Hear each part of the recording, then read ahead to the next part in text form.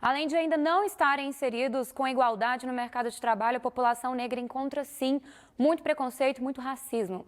E é para conversar com a gente sobre os instrumentos legais que os negros têm hoje para se defender desses crimes que a gente recebe aqui a doutora Carmen Dora de Freitas. Ela é presidente da Comissão de Igualdade Racial da OAB de São Paulo. Boa tarde, doutora Carmen. Boa tarde, muito obrigada Gabriela. por ter vindo conversar com a gente sobre esse assunto. É um prazer estar aqui. Boa tarde, ouvintes. Vamos contribuir um pouco para minimizar e tentar erradicar esse mal tão perverso, né, que atrapalha a vida das pessoas. Com informação, né? Sim. Que é muito importante. Antes a gente estava aqui conversando e a doutora Carmen, ela relatou sobre um problema que ela sofreu também no trabalho, né?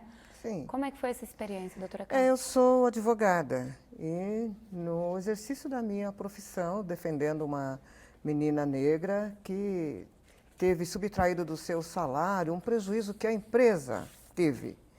E no direito do trabalho, o empregado não responde pelos prejuízos da empresa, que o ônus do negócio é só do empregador. E o meu pedido, então, era de rescisão indireta do contrato de trabalho por justa causa do empregador. E quando cheguei à sala de audiências, que o juiz deu uma olhada na inicial, eu tenho certeza, ele não gostou da minha tese e não gostou da minha pessoa. Porque quando eu cumprimentei e falei, boa tarde, excelência, ele me mediu de cima a baixo, fez uma cara assim de quem estava passando mal, não respondeu, virou para outra parte e passou a dar um tratamento diferenciado. E a partir daí ele começou a gritar comigo, a esmurrar a mesa, de forma que chamou a atenção de todos que estavam aguardando a audiência, que adentraram a sala para ver o que estava acontecendo. E eu, assim, me senti muito envergonhada porque não tinha feito nada que justificasse aquela atitude. E aí eu questionei o juiz por que ele estava me tratando daquela forma e disse que eu queria respeito, já que eu estava tratando com respeito também, e que era a primeira vez que eu fazia audiência naquela vara, estava tratando com respeito e eu queria o mesmo tratamento. Aí ele ficou mais nervoso ainda, esmurrando a mesa, que parecia que ia me agredir, e justificou dizendo que estava doente. Então eu disse para ele que se ele estivesse doente, queria que fosse para o médico. E daí ele passou a me tratar com maior rigor ainda, como se estivesse me testando, porque ele duvidou da minha capacidade. Só que tudo que ele pedia eu sabia, tudo que ele mandava fundamentar eu sabia. Então, esta é uma forma de exteriorização do racismo, porque ele não usou uma expressão mais forte com relação à minha cor, mas todos que estavam na sala foram unânimes em reconhecer que houve um tratamento diferenciado para pior. Porque e o racismo, a senhora não ele denunciou, né? Eu- Nesse momento a senhora não fez Não, alguma denúncia formal? nesse momento da audiência, não. Eu apenas não. Eu refutei todas as argumentações dele e me acautelei de fazer constar na ata de audiência o que ele estava fazendo para eu tomar as providências posteriores. E falando Inclusive, sobre... a nível de prerrogativas, né?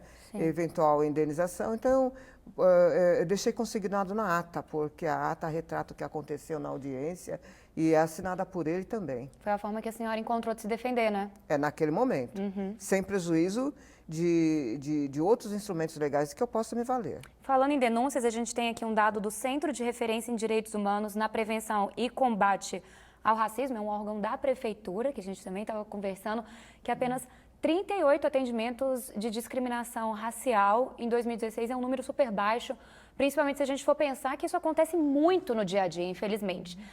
O que a senhora acha que é a justificativa para esse número tão baixo? É a falta de informações sobre instrumentos legais que a população negra encontra ou é por medo ainda? Olha, eu acho que pode estar havendo um equívoco nesse número, porque existe muita reclamação. Agora, as pessoas têm medo, têm vergonha, têm insegurança, elas acham que não têm condições de constituir um advogado para a defesa do seu direito. E depois existem aquelas que dizem, não adianta você fazer nada porque não vai acontecer nada, o que não é verdade. Acontece. Acontece, existem condenações. O que acontece é que a divulgação toma um espaço menor do que o espaço que é dado quando o caso acontece. Que quando o caso acontece, ele agita toda a imprensa falada, escrita, toda a população. E quando vem a condenação, sai uma nota aí de 3, 4 linhas que você quase não vê. As pessoas querem ver mais o problema do que a solução. Infelizmente, é a lógica que está prevalecendo e que é inversa ao que diz o nosso ordenamento jurídico e é inversa ao que diz o princípio da dignidade humana. porque a pessoa vítima de discriminação, de preconceito, ela é excluída, ela é julgada depreciativamente, ela é excluída do acesso à justiça, ao trabalho, à saúde, à educação, ao meio social. E não podemos concordar com isso, já que a nossa Constituição é muito taxativa no seu preâmbulo, em todos os seus artigos, que todos somos iguais perante a lei, sem distinção de qualquer natureza. Não há no nosso ordenamento jurídico qualquer respaldo para atitudes discriminatórias que excluam as pessoas. Agora, esse número pequeno dos atendimentos, a gente acredita também que seja porque é um órgão muito específico direcionado a isso da Prefeitura aqui de São Paulo. Mesmo assim, o número está muito baixo mesmo, então leva a crer que é falta de informação, né, de alguns instrumentos legais que essas pessoas encontram para se defender. Eu queria que a senhora utilizasse aqui a nossa câmera 3 e falasse quem sofreu uma injúria racial, sentiu discriminado de alguma forma, ou pior, viu isso acontecer e viu que a pessoa não vai ter coragem de denunciar, o que ela pode procurar fazer? O que ela pode procurar? Bom, em princípio, aquele que sofreu a discriminação é que tem que denunciar, porque ninguém pode falar por outro sem estar devidamente autorizado. Se a pessoa é maior e capaz, ela precisa tomar as providências ela mesma. Agora, se for caso de menor, precisa de representação. Agora, a pessoa que presenciou é a testemunha-chave. Geralmente, em muitos casos de racismo, às vezes as pessoas não levam avante porque ninguém quer ser testemunha. A pessoa viu, mas ela diz assim, eu não quero ter problema, vou ter que ir na justiça, tenho que ir na delegacia. E são ambientes que constrangem para quem não está acostumado a lá permanecer. Então, a pessoa sente um certo medo. Então, sofreu racismo. Você tem as alternativas de fazer um boletim de ocorrências na delegacia e dizer como é que você foi ofendido para evitar que, ao invés de ser registrada a queixa como racismo, ela seja registrada como injúria, que é um crime mais leve. Então, você tem que dizer para a autoridade como você foi ofendido, aonde e quem ofendeu. E isso pode ser feito pessoalmente.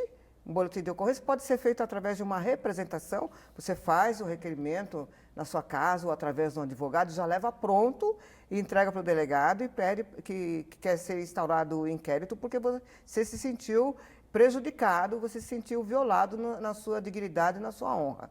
A outra alternativa é a aplicação da Lei 14.187 de 2010, e aí a reclamação é dirigida para a Secretaria da Justiça e Defesa da Cidadania. Pode ser via ouvidoria, pode ser pessoalmente, pode ser por carta, pode ser por representação. Só que em todos os casos a pessoa tem que dizer quem é o infrator e dar o endereço para encontrar. Eu sei, por exemplo, que na Coordenadoria de Assuntos da População Negra e Indígena chegam muitas reclamações, mas a pessoa não descreve quem é o autor, não dá o nome, não dá o endereço, a coordenadoria fica impossibilitada de fazer alguma coisa. Tem que ser mais exato nas informações e registrar o BO também. Então... Exatamente. E então, independente das ações penais, tem as ações cíveis. A pessoa pode também entrar com um processo judicial pedindo uma indenização pelo dano moral causado. Só que tudo isso você precisa de provar.